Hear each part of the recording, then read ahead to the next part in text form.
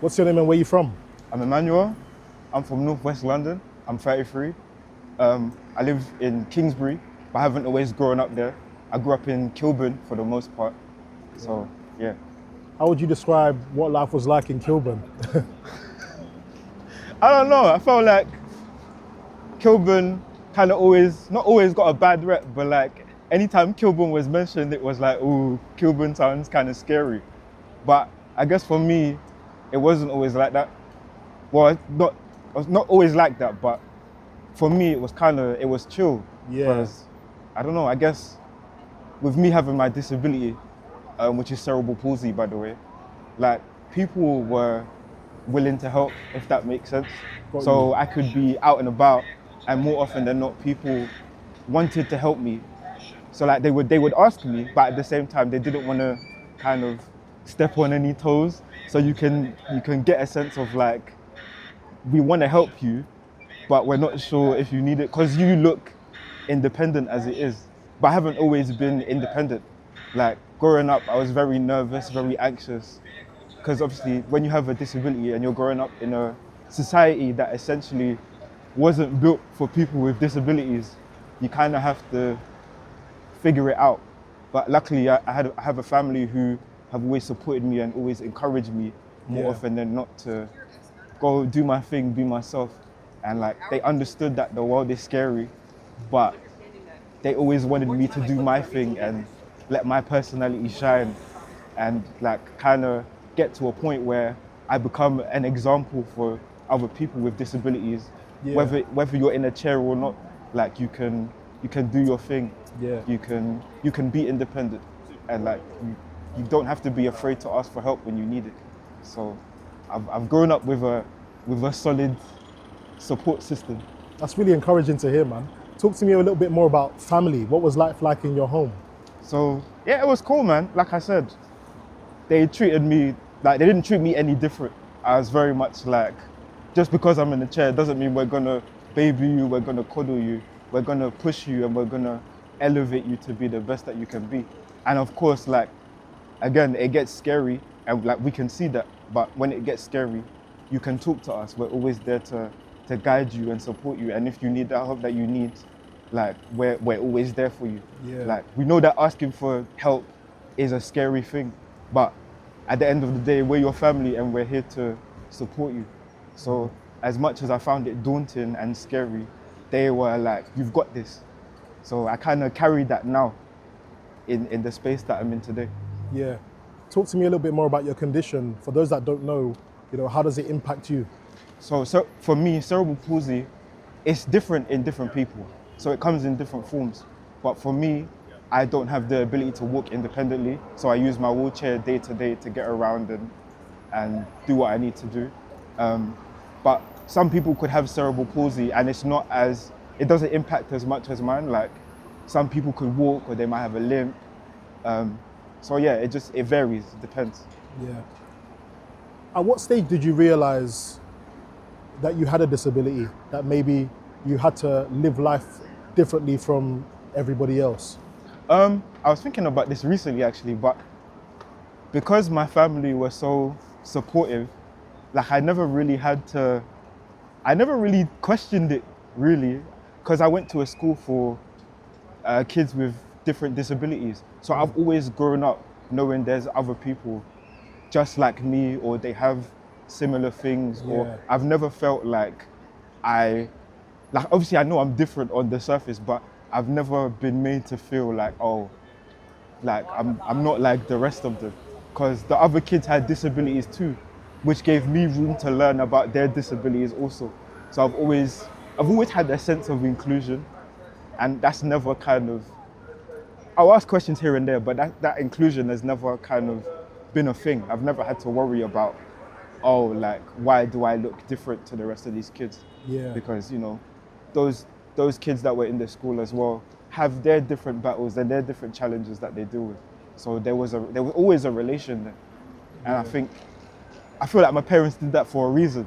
Because if I went to a mainstream school, I feel like life would be completely different, and my experience of independence and trying to get my confidence wouldn't be as great as it is now or like during the process of growing up. Do you get what I'm saying? So I feel like my parents did me a big favor by allowing me to go to a school where there's kids just like me. Yeah. Big up your parents, man. Yeah. Sounds like they did a lot for you. Yeah. I wanted to ask, what would you say has been the hardest parts for you, both physically and mentally? Physically, obviously it does get tiring. I'm not gonna sit here and say like, oh, I'm sitting in a chair all day, so life is cool, everything looks easy. It takes the same amount of physical effort, if not more, to do stuff. Luckily, I have good upper body strength, so I'm able to do what I want to do as much as I can to the best of my ability. But it does get tiring, and there's days where I'm like, yo, this is long, man. But at the end of the day, I know how it goes in it, and I know what it is, and I'm the one that's living this. So for me, it's taken a lot of work to get to where I'm at now. Yeah. And if it wasn't for that process, I wouldn't be here today. You know what I'm saying? And what about mentally? Mentally, do you know what? Mentally, I'm pretty resilient, As much as it does get exhausting, I'm like, I get up every morning, and as long as I know I'm up every morning, I'm gonna do something. Like, I'll do what I need to do and then take it easy. So it's like, let me do what I need to do, because I live on my own as well, I live independently. So my mindset is very much like, even though I don't live with my parents are very much in my head going, do what you need to do, and then you can relax. Because if you're relaxing before you've done the chores around the house or you've made an important phone call, then it's like, yeah, you haven't done what you needed to do today. But that's okay. Like, you can take days where you just want to chill and it's long. But at the end of the day, stuff has to get done in it, because I'm living by myself and I've got responsibilities. So I could easily be like, oh, I'm not doing it. But at the same time, it's like, nah, you got to do it, because my parents are in my head. Like, if you don't get this done, it's long for you. So yeah. I mean, it sounds like your parents have instilled certain things in you from young that you've just carried with you. Yeah. What would you say one of the most important things they told you was? Just be yourself. Just be yourself. More importantly, don't be afraid.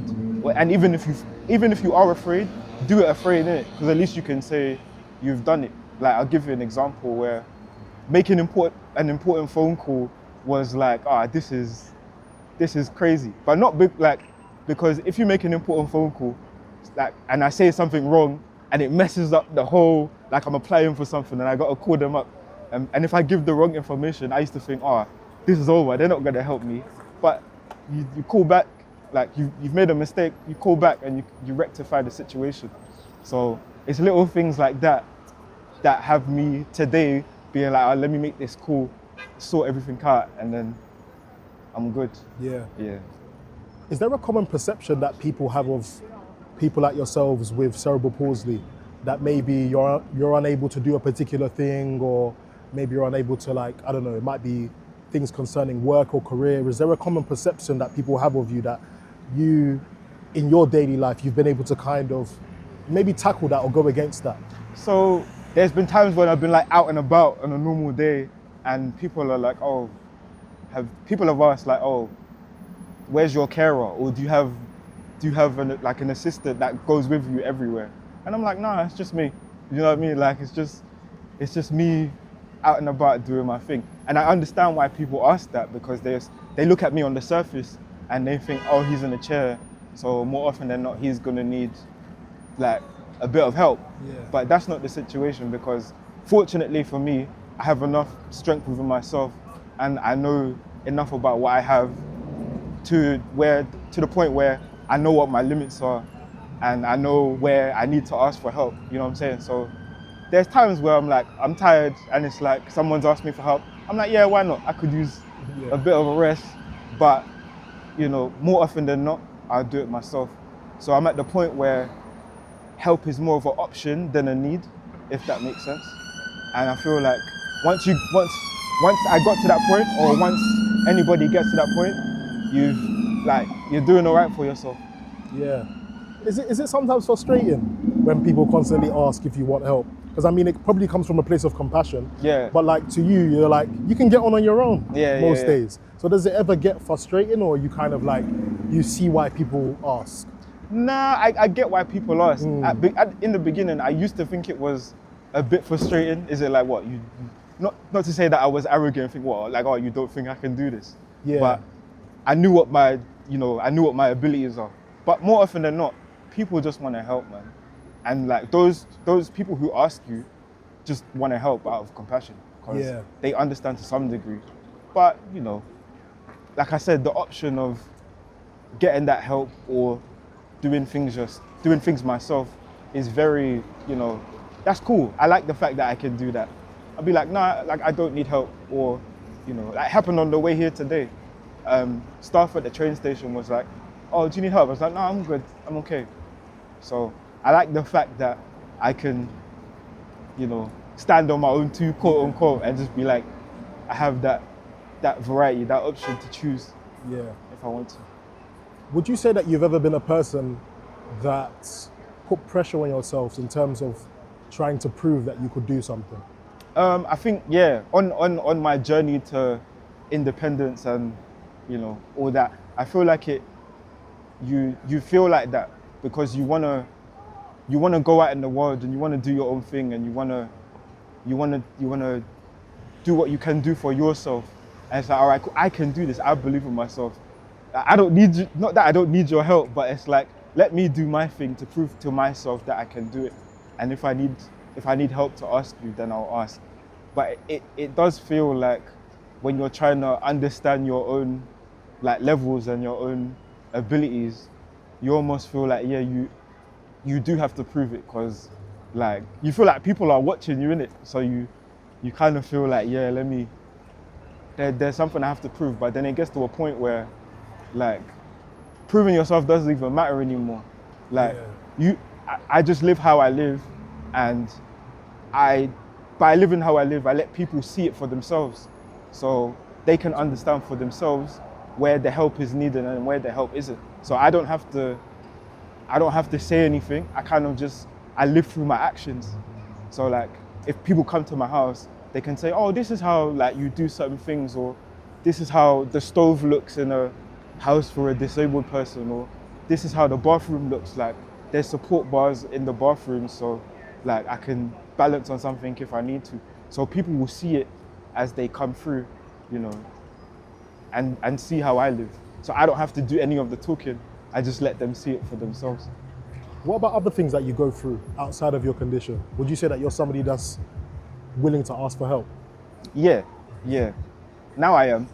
When I was younger, I used to be like, not afraid, but it was kind of like, if I ask for help, there's a chance that this person might say, not no, but like, you know what I'm saying? Like, oh, this is long, man, he needs help again.